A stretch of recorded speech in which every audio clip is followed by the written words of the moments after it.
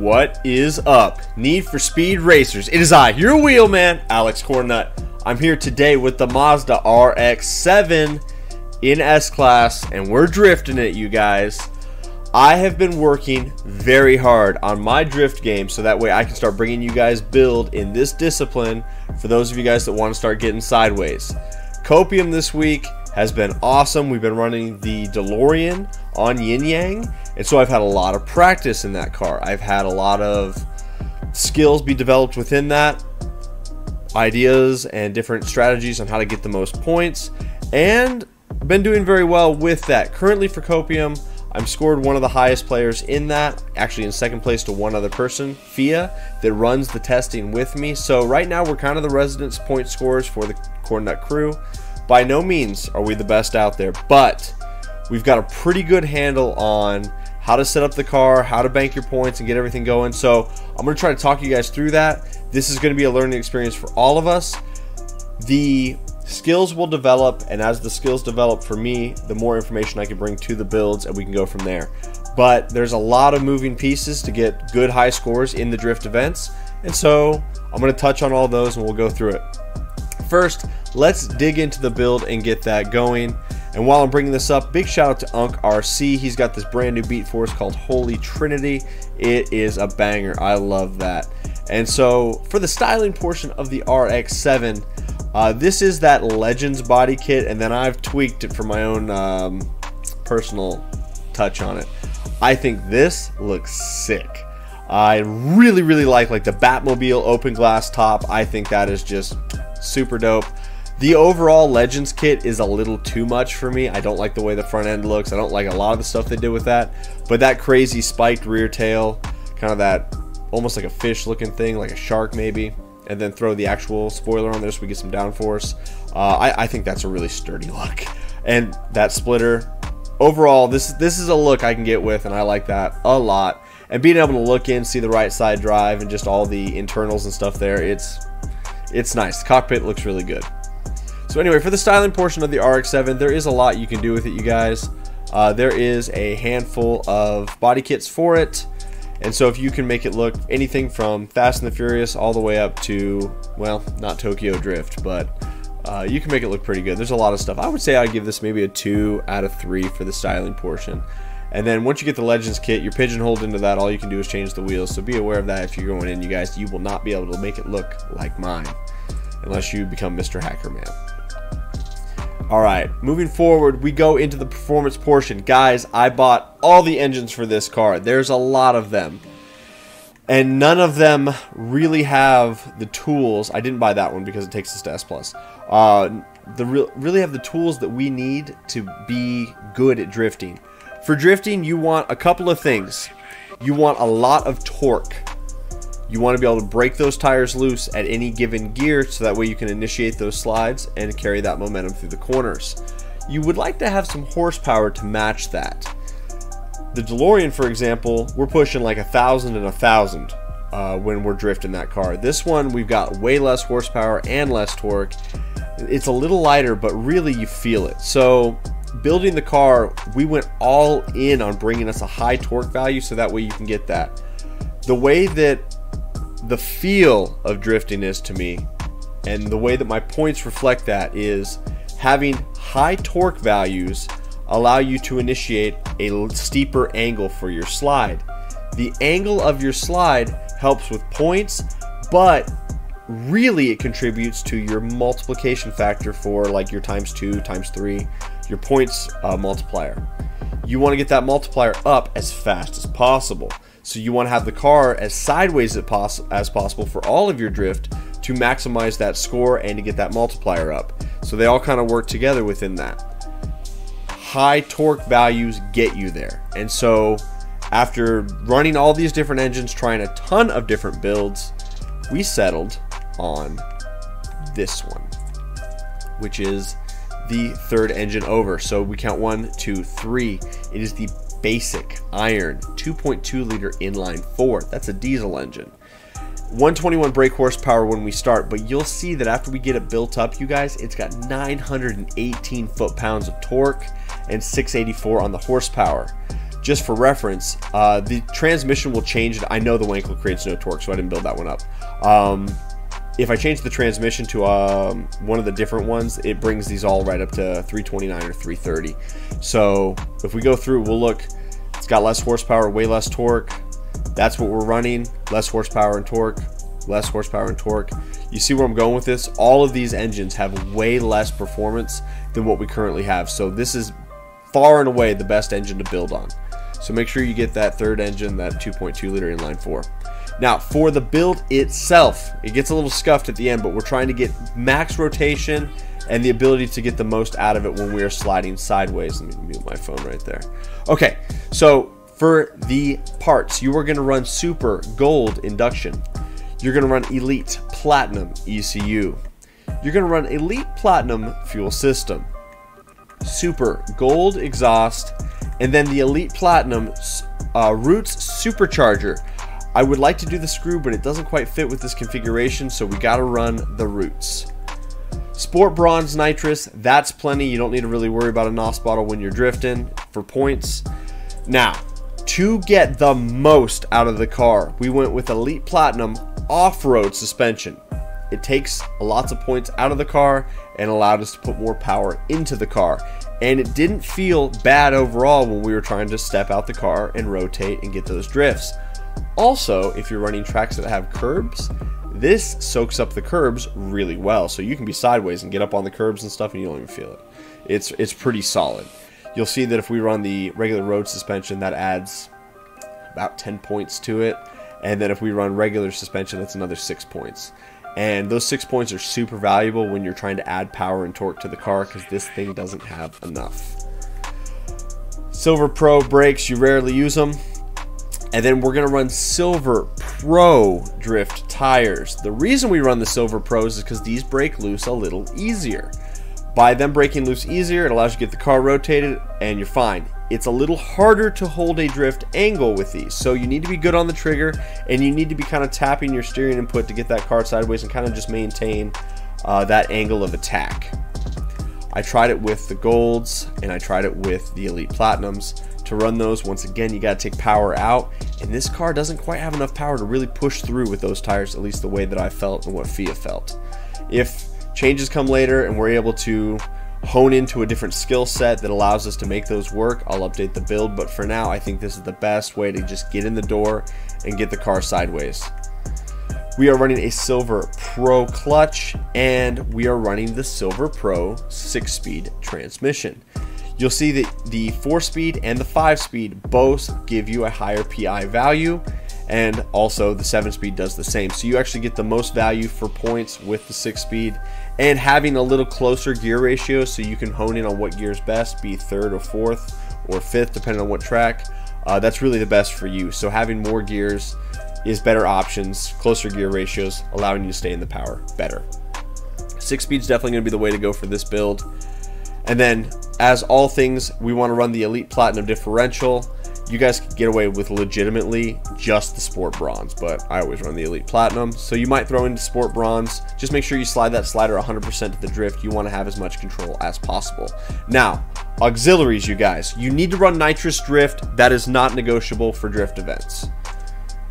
The second one, you can do kind of anything you want. Truly, I'm looking at this as a throwaway. I had the draft one equipped because I was just resetting my aux. You can run near miss. You can run jump. If you're running a track that's got a jump like Yin Yang, that might be a good one to go with. I mean, really, it doesn't matter. You guys can get whatever you want. Nitrous is not an issue. You accumulate so much by sliding sideways. I've never had an issue where I needed more NOS, and that's with a bronze bottle. So I would say really that second auxiliary, if you're balling on a budget, maybe not even equip one. Honestly, like, it's not that big a deal. Now for the handling portion, slide the slider 100% drift. We are full to the right, anti-Beyonce, and full slide QT. Steering sensitivity, 2 clicks high, that's where I run it. You might bring that up a little bit. You want this car to rotate. You want it to initiate drifts. I would say raising your sensitivity is probably going to be your best bet. Downforce, I run it all the way low. I found that having it higher didn't change a whole lot, but I want this car to slide and not plant. And so I thought having it low would feel better, but I'm still in the development stage of knowing really where that's at. But I'm not consistent enough or good enough yet to know the difference between all the way low and all the way high. And so for my initial testing, I'm starting all the way low. And then as I progress with my skill set, I will be able to bring you more confidence in what I say there. So go with whatever you want on this build, you guys. This particular setup allows you to have that slider anywhere you want, but I was trying full low. Traction control is off. Drift entry is brake or gas tap. Go with what you feel. I'm doing both. Just whatever I can do to get the car to rotate. It's going to give us a top speed of 221. It would never get there, so ignore that. 684 for your horsepower and 918 for your foot-pounds of torque. There's a lot of torque with this engine setup, but it's really not enough. I would like more, to be honest with you. Third gear and fourth gear feel okay when I'm doing yin-yang, but I feel like the DeLorean actually slides better, to be honest, and I don't think that's really a super drift car. So let me give you some tips, some pointers, and some info before I go into the gameplay. Caveat, asterisk, this is new for everybody, but I'm trying to progress as fast as I can in this discipline to give you guys as good of information as possible. When you are building your multiplier, it'll be 1x, 2x, 3x, 4x, 5x. 5 is the maximum. The strategy is you want to get to 5x as fast as you can and then bank your score immediately. Banking your score is driving in a straight line with no drift and no nitrous for just a couple of seconds, and then it'll take your score that you're accumulating and it'll put it into your overall total. If you crash while you're running up your score before you bank it, you lose all of it. So that doesn't mean touching a wall. Touching a wall and touching traffic isn't a crash. But the full animation where your car rolls over and gives you the X and you're all dead, that's a crash and you'll lose all of your points. You do not want to bank your score until you are at 5x. The reason is because if you've accumulated 10,000 points and you're at a 4x and you bank it, that's 40,000. You go to 5x, that's 50,000. You're leaving 10,000 points on the table by banking early, so don't do that. To get max value of points, based on what me and Fia and a lot of the other guys have been running in Copium this week, it really comes down to getting to a 5x multiplier, then banking your score. The reason you want to bank your score is you'll see these 3 yellow dots under your multiplier. Those yellow dots are a combo bonus. The combo bonus comes in values of 250, 500, and 750. The idea is you want to run up a 5x score, bank, and then get your combo bonus again, and then bank, and then get your combo bonus again, and then bank. You want to use that combo bonus to its maximum, and then once you get to 5x, you can't run that up any higher, so there's no reason to create a larger score before you bank it. You just want to get your maximum combo bonus, and then bank it all, and then do it again, because that combo bonus, you're looking at 1250, yeah, 750, 250, no, 1500. You're looking at 1500 points for getting all 3 of the circles with your combo bonus. Well, that times 5, it's not going to go higher than that. So you want to keep running that up and getting as much as you can to maximize your scores during the race. Coming out of a corner, you want to get momentum to go into the next corner so you can get nice long drifts. Snake drifting is really not the meta here, I don't think, you guys. I really think long, consistent slides at a very steep angle to get your multiplier up is going to be the move. I'll show you in the gameplay footage. I do the best I can to give you guys a good example of what that looks like. Take everything with a grain of salt. I'm still new to this discipline, but I'm banking high enough scores in comparison to the 100 other people running Copium that are all very good drivers that I think that I'm touching on all the good points here. And we've had a lot of people come to the crew since we've been starting drifting, and that we've all been really working together on this. So it's a collaborative effort, and I'm trying to bring you all the information that I can. So to sum it all up, run your multiplier to times 5, bank your combo bonuses, which are the little yellow circles. You want to use nitrous between your corners to keep your combo going. When you're using nitrous, it counts up, but it's a very small points value it gives you. More than anything, it just keeps the chain going. Steep angle is very important, and consistency is very important. Doing slow little baby drifts is fine for accumulating small points, but it's not running up your combo meter for your ×2, ×3, ×4, your multiplier. There's a lot of moving parts here. It's hard to unpack articulately to try to explain everything. I know I've touched on everything 2 or 3 times, so I'll cap it off there, you guys. Like and subscribe if you haven't yet. We got the best builds here on the channel, and I appreciate all you guys for hanging out and watching the videos. Stay tuned for the gameplay footage. I've got 2 runs on Yin Yang. I'm the most confident in that track, and so it shows me and Fia doing 60k plus on that, which right now for Copium, both of us are 70k plus in the DeLorean. So I think that this is a lesser car than the DeLorean is, but at the end of the day, I think a lot of people are going to want to drift it, so that's why I bring it to you. Have a great rest of your day. Bye-bye. All right, got my friend Fia with me. We both got the RX-7. I would say that Fia is the other resident point scorer in the crew right now. We both have the highest scores in Copium. We've been grinding out stuff, really honing into the different techniques. So I'm going to try to talk you guys through that a little bit today. As I've already kind of explained in the build video at the tail end of that, you guys watch for the way the yellow markers work and how you apply the bonuses. And kind of just all the moving parts to try to get you as many points as possible. We'll just quick shift into like 5th here. Probably 4th. Car's kicking out alright. Yeah.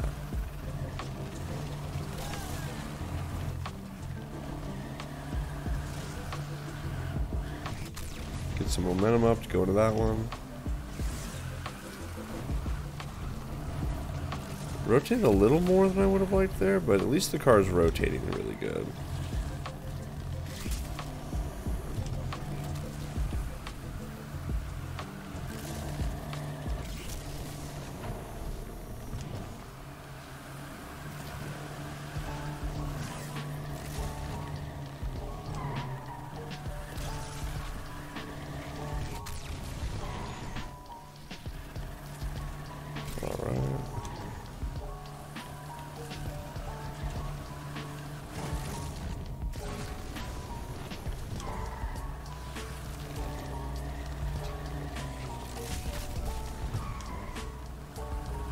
Nice. This thing's feeling really smooth now. Yeah, this might be it. After all the testing we've done, this configuration feels really, really good.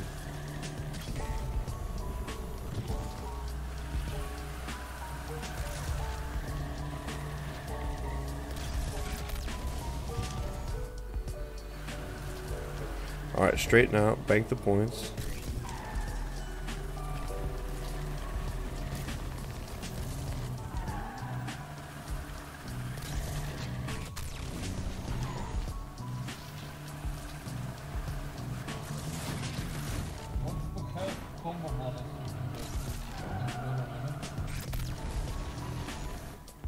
Alright, so finish out there. 63,000 for me, 62 for Fia. That's not going to be a high score for either of us. That's a pretty solid run. Alright, got our friend Fia out here with us. We're both in the RX-7. We've been developing this all morning. We've tried a lot of different builds. We've gone every tire, every suspension, multiple transmissions, different forced inductions, all the different engines. And I think we've finally kind of honed into what really is going to be the most optimal setup for this car for S. And we're going to try to put that before you now. We'll see how it goes. It's tough. The RX-7 just doesn't quite have enough chooch to make it go, but I wanna slide it.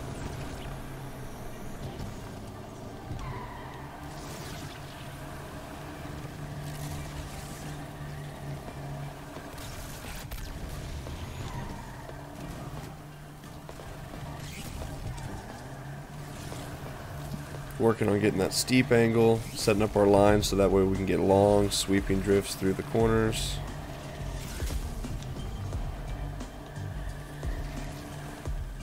Kind of got robbed on that corner. There it is, there's a nice one.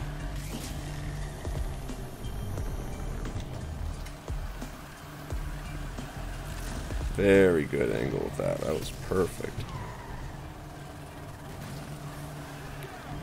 Having that off-road suspension low-key makes us soak up the curbs so much easier.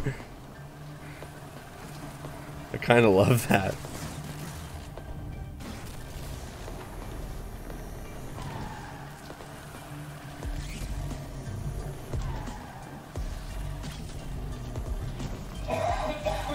Alright, getting sideways there. Nice.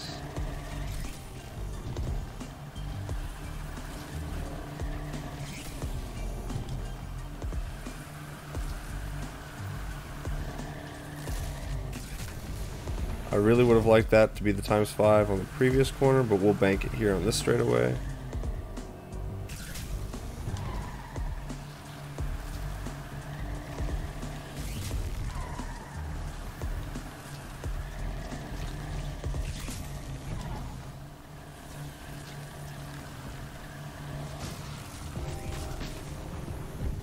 Alright, we'll rotate and do a 360 off of there. That's perfect.